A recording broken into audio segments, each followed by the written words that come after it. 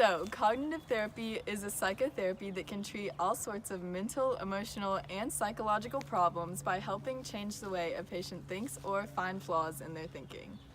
Okay, narcissistic personality disorder is a disorder where the person has lots of feelings of self-importance and they think they're better than other people. Go. People with this disorder also try to trample other people to get ahead and succeed.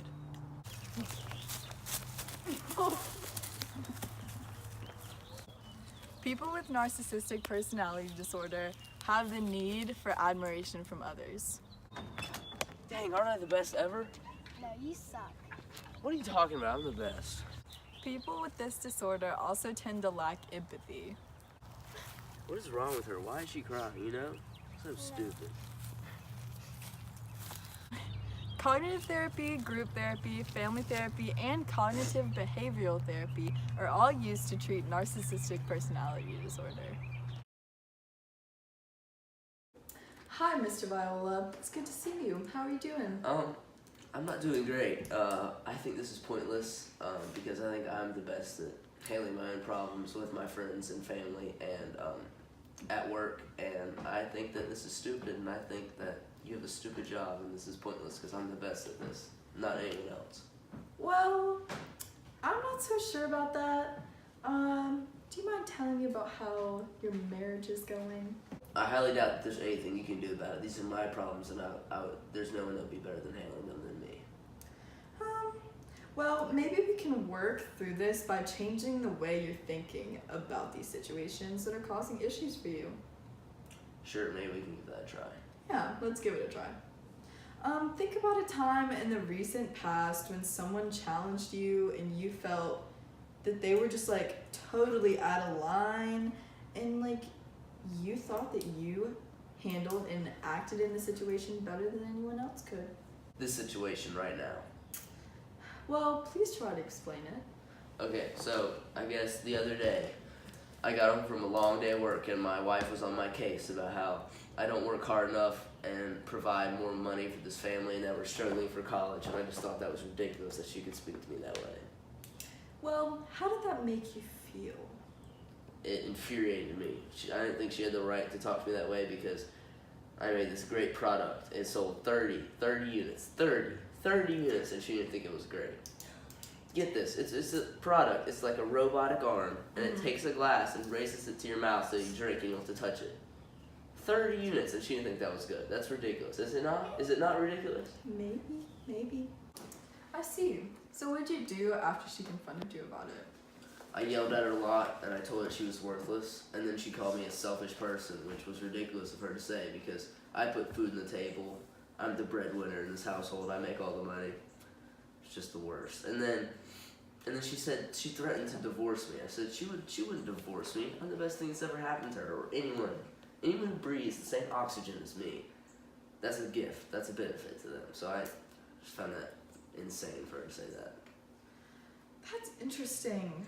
Do you think that maybe your wife wasn't insulting you as a person, but she was just frustrated about the money situation and wanted to make sure you and your kids were going to be okay, and that you guys didn't have to have these fights about money? No, I don't. I think she just doesn't understand how successful I am and how lucky she is to have me in her life. Well, you see, that might be part of your problem. You're just belittling her and making her feel like you are just the most important person in the world, which I know that you believe. So you might not be having as much business success as you think, because like 30, it's not that much. It's not that much. And your wife still believes in you no matter what. She's just trying to solve these money problems. What do you mean 30 isn't a lot? 30 is fantastic. How many entrepreneurs do you know that sell 30 units? None. I'm the best. There's no one better. Well, I know every entrepreneur sells at least 30, if not more. So 30, you're kind of lacking. Is 30 the cutoff? I don't think so. I think 30 is the max. Okay. Well, maybe you should try to think about how the actions and how you just don't care about your wife's feelings are affecting her. And maybe that's one of the reasons why she's so frustrated, because you're putting her through a lot of stress, dog, and she still is loving you. Because I I know that you're just the best. Well, I really think you should work on it. Okay, I'll try, I guess. Alright, how about now? We think of a hypothetical situation. Imagine that your product has sold so many units worldwide, more than 30, and you're interviewed by a reporter on the success of your product. Isn't it the robot that, like, you don't have to hold it to drink? That is correct. I don't know how you don't know that. It should be it's a household name. Alright. And just how quickly it took off. What do you think you would say if that reporter was talking to you about that? That I'm probably one of the more successful businessmen in the world, and that I should get more admiration for what I've done in my life, because I'm up there. You know what I'm saying? Yeah. Okay, but for a second, think about how that affects others, like your wife, your kids, other people in your life. You might possibly come off as a person with a really big ego and super selfish, which I don't know if you want to be like that. And it could also be bad for business. Like, who would want to buy that from a person like that? I'm not selfish. I don't have an ego. If anything, I'm the best at being humble. Really, like, I'm the best at being humble of any businessman around the world. So what do you mean by that? Well, I think you're delusional. You are not being very humble. Let's think about how your actions affect others again. Do you see how you might come off as selfish and how that could be bad for business? Okay, I'll try. I guess I could see that. I just want to be validated as a successful businessman. Alright, that's some progress. I think it would be super important for you to focus on how your actions are going to affect others, because they can have good or bad effects depending on how you treat them and stuff like that. If you emphasize your greatness, it just belittles the other person and they're not going to like you that much. Your actions might make people not want to help you anymore. But I don't want anyone's help because I don't need anybody else. I can do it all on my own. I'm not so sure about that. Everyone needs help from someone at least once in their life. Like, when you're a kid, did you feed yourself when you were born? Huh? Did you? Probably. Okay, let's keep going. Think about how that could really help you business-wise, getting help from other people. Like, if your products ever struggle, you might go to other people and get advice from them on how to be more successful, like another entrepreneur. I guess that makes sense. Changing the way you think about these situations and things like this might help you out in business situations and other social contexts. Have you had any rough situations with your friends lately? I guess an example is the other day, a friend of mine invited me to go over to his house with some of his friends to watch a college football game, and of course I said no because I'm richer than him, so my house is much bigger and much nicer. Couldn't understand why he wouldn't understand that. He called me a jerk, which I just couldn't believe because I was being nice to him the other day. I let him swim in my pool in my backyard.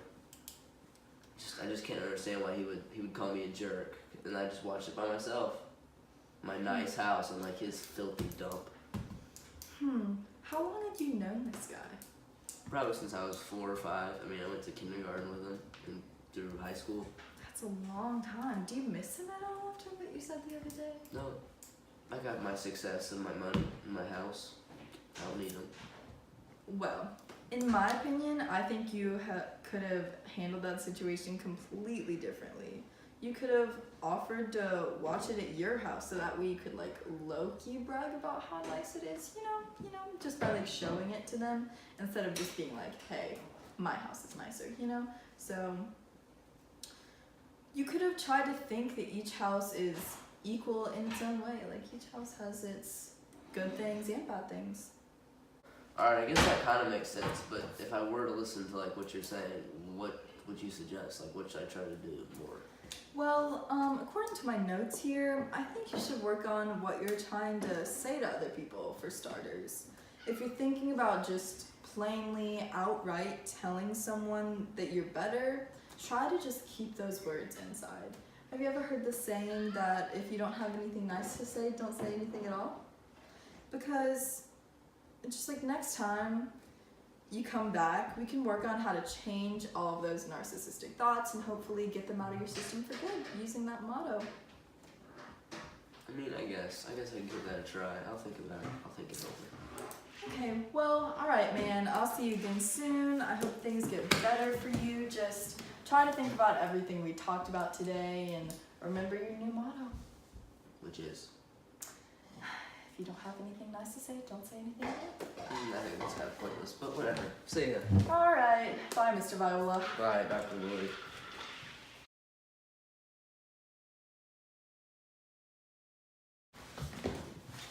Hi, Dr. Lloyd. How's it going? Hello, Mr. Viola. How have things been going? Did you use the motto in your everyday life since the last time we met? Things have been going pretty good. I've been trying to use what you told me, and I think it's been working. Remember, if you don't have anything nice to say, don't say anything at all, right? That's correct. So, give me an example of a situation you've been in where you've used the motto. So I guess an example is last Saturday my wife wanted to have a barbecue, and like in my head I was thinking, she better not cook because I'm a much better cook than her. But I didn't say that. I said, okay, maybe we could both cook and it'll be good. And then I guess that was kind of a compromise, so I think that worked out. Awesome. That's a really good example of a way you thought you were still a better cook than her, but you didn't let that out. You just kept that inside and changed your way of thinking to try and help your wife's feelings. Alright, for next time, I think you should work on just improving your thought process and trying to eliminate those narcissistic thoughts completely. So when you're thinking about trying not to say anything mean, try to work through what you could say like instead or think instead. You know, like for example, if you were like, I'm such a better cook than like my wife, you could just be like, well, you know what, like we're both trying, we're both equally good cooks. I'm not as great as I think I am. Alright, that sounds good. I think I'll work on that. Okay, awesome. Alright, thank you. Yeah, of course, Have a James. good day. See you later. See you next time.